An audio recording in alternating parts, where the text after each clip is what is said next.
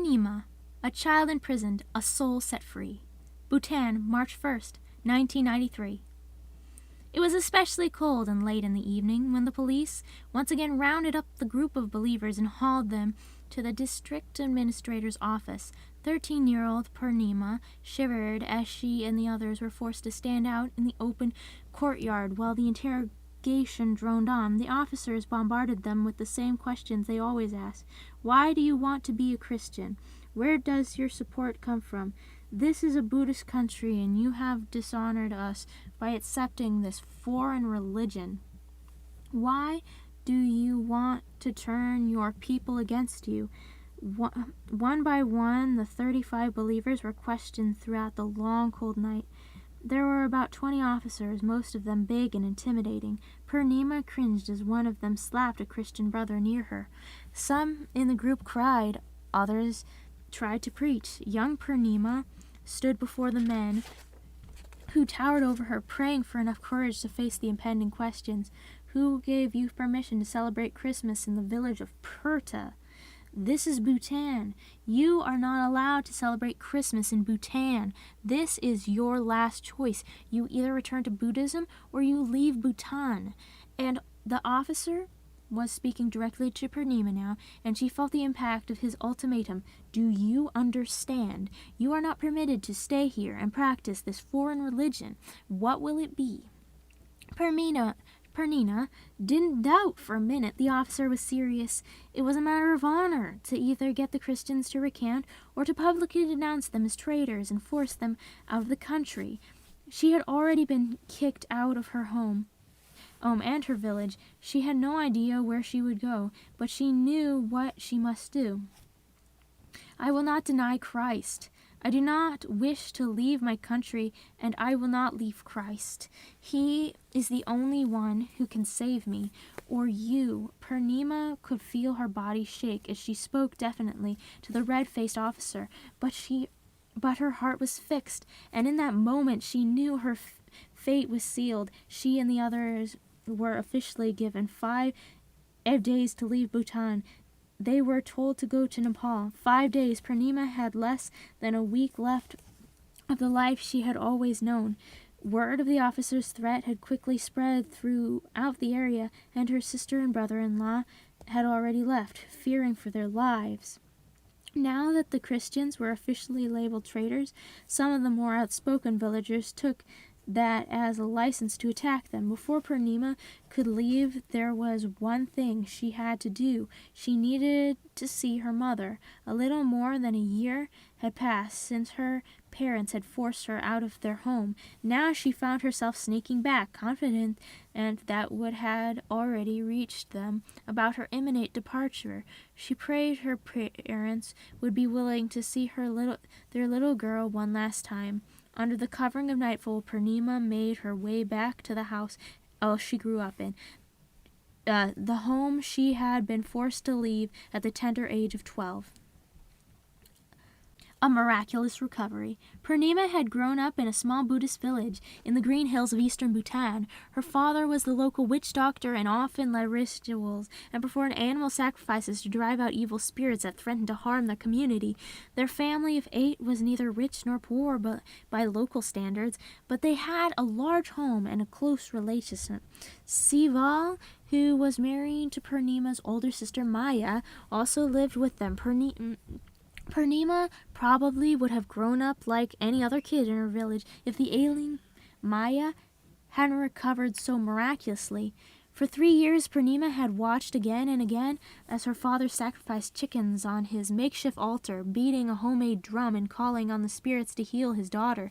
Afterwards, Purnima would sit by Maya's bed, expecting her to get better, but Maya didn't improve. She had good days and bad days, but the incessant pain in her stomach and severe headaches often kept her in bed for days at a time. Watching her sister suffer, Purnima had frequently asked her mom, "Why are the spirits so mad? Why aren't the sacrifices working?" But there were never any answers. Now, after the painful years of illness, Maya was up and about. No more pain, no more ringing in her head. Purnima's mother and father were glad. Their daughter was feeling so much better. But they were not pleased about Maya's new claim that Jesus had healed her. How can you say such things? How can you bring such a dishonor to your home and community? Their father exclaimed. We are Buddhists, and I will not hear another word about this foreign god. Do you understand? Not another word. He was furious. Worse, he was fearful that what the local villagers would think if they found out. In fact, he was afraid for his own life, but Maya and Seville couldn't deny their newfound faith. When one of the Seville's friends had learned of Maya's illness, he had confessed of being a secret Christian and had given Seville a Bible. He had also told Seville he believed Jesus could heal Maya, and he had, and after that, their faith had grown quickly as they read their new Bible together. If you insist on being Christian, you can no longer stay here, Purnima's father had declared to Seville and Maya that final evening. The villagers will never allow it. They will drive us out too, and your new religion will bring disgrace and calamity on the whole family. Purnima was heartbroken to see her sister and brother-in-law driven from the family home.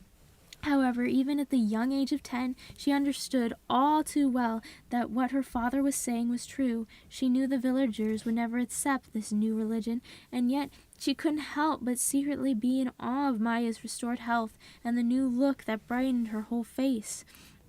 Even as Maya packed her meager belongings to leave the only home she had ever known, adding to the pain was the fact that Maya was 6 months pregnant. After they left, the home felt as if a death had occurred. Purnima's mother was depressed, and her father seemed full of bewilderment over what had happened to his family. Purnima wanted to talk to her mother about Maya, but no one was allowed to even mention her name, and no one was allowed to visit the couple in their place of exile, a tiny bamboo hut a few miles outside of a neighboring village. But when Purnima heard that Maya had given birth to a baby boy, she couldn't take the loss anymore. She marveled at the fact that her sister had given birth to a healthy baby, and she still wasn't able to shake the curiosity that made her continually think about her sister's amazing healing. She imagined that the baby must look like. Powerful questions relentlessly invaded her thoughts. What kind of God would heal without asking anything in return? What did Maya and Civil find in their religion that gave them the courage to stand against their families and society, even to the point of being expelled from their home? These questions caused Purnima to boldly sneak to her sister's home for that first wary visit. Cutting across fields and keeping out of sight in the trees, she quickly covered the distance that had separated her from her sister for many weeks. When Maya opened the door of the humble little hut to find Purnima trembling on the doorstep, her startled demeanor quickly melted into a barrage of tears and hugs as she enveloped her little sister in her arms. Purnima began to sneak out regularly to visit Maya. She could never stay long, sometimes leaving after only 15 minutes. But each time she came, Maya would read Purnima a story from the Bible, and she listened intently, absorbing every detail. She was most fascinated by the story of Moses, not so much by the wondrous powers of God displayed through him, but by the fact that he was forced to leave his home and eventually became the mouthpiece of God, even though he had difficulty speaking. If she was Christian, she imagined, she would want to be like Moses. The following year, Maya gave birth to another child, Esther, and Purnima's visits came more frequently. To young Purnima, it had been an adventure to slip along the footpaths of the village to visit her exiled sister and her young niece and nephew. Even if she was caught, she reasoned, she wouldn't get in too much trouble. After all, she was just a kid. But Purnima's mother didn't see it that way. Purnima, we both know what you're doing, she told her one day. I've already lost one daughter. I don't want to lose another. Do you understand? Purnima nodded in agreement as her mother went on to explain that Christianity was a foreign religion, and for a lower class of people. It was not for our village or our country. Maya had been duped by Civil and her friends. Her mother concluded, inexplicably drawn to God. But Purnima loved the time she spent with her sister, and the secret visits continued. On Christmas Day, Maya and Sybil permitted Purnima to join them in the small fellowship that had been formed over the past 18 months. The many visits with her sister had firmly planted seeds of faith in Purnima's heart, and as she listened to the sermon about the birth of Christ, how he was born of a virgin and came to bring salvation, she felt herself being inexplicably drawn to call out to God in her heart.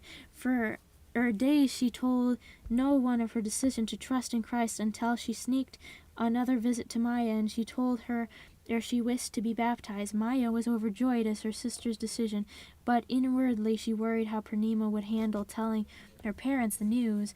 About 3 weeks later, on a bright Sunday morning, Purnima was baptized. She emerged from the water overcome with conviction. Maya, I know what I must do now. I must tell Mommy and Daddy the news. I can't hide it any longer. I want everyone to know that I now live for Christ. I don't care what they say or do. But Purnima, you are so young. You're only 12, and you know what they will do. Are you really ready for that? I had Sybil, so it was a little easier for me to leave home. Perhaps you would just wait to tell them the news and keep praying. Purnima was unwavering. I can't do that, Maya. Now I understand all the things I had been hearing, all the things you told me from the Bible. I had never felt this way before. And I know it is real, like you said. How will I ever be able to hide it down inside and not tell Mommy and Daddy? Besides, I have you. Maya melted at the remark and embraced her sister. Of course, you always have me. Do you want me to come with you? No, Purnima answered. It's too dangerous for you to come near the village. Don't worry, it'll be okay. Maya watched with mixed emotions as her little sister ran off towards home. She couldn't believe the youngster's audacity, and though she was afraid of her parents' reaction, she felt tremendous pride toward Purnima for her boldness. Perhaps the Lord had special plans for her, she mused. In her 12-year-old innocence, Purnima simply came home and blurted out the news. Mom, I'm a Christian. Her mother freezed at the words. Surely you're joking, she said apprehensively. You're too young to be a Christian, and besides, I told you I wasn't going to lose another daughter. But Purnima confidently confirmed her decision. Mom, I don't want to leave like Maya did. I want to stay, but I have decided to become a Christian, and nothing could change my mind. She was forced to leave that same evening. As she made her way down the now familiar path to Maya's home and her new possessions, behind her she could hear her mother crying. She knew her mother loved both of her daughters, but her parents were afraid of what the villagers would do to them. Earlier, Purnima had been afraid too, but as she walked in the darkness, she decided she would not be afraid any longer.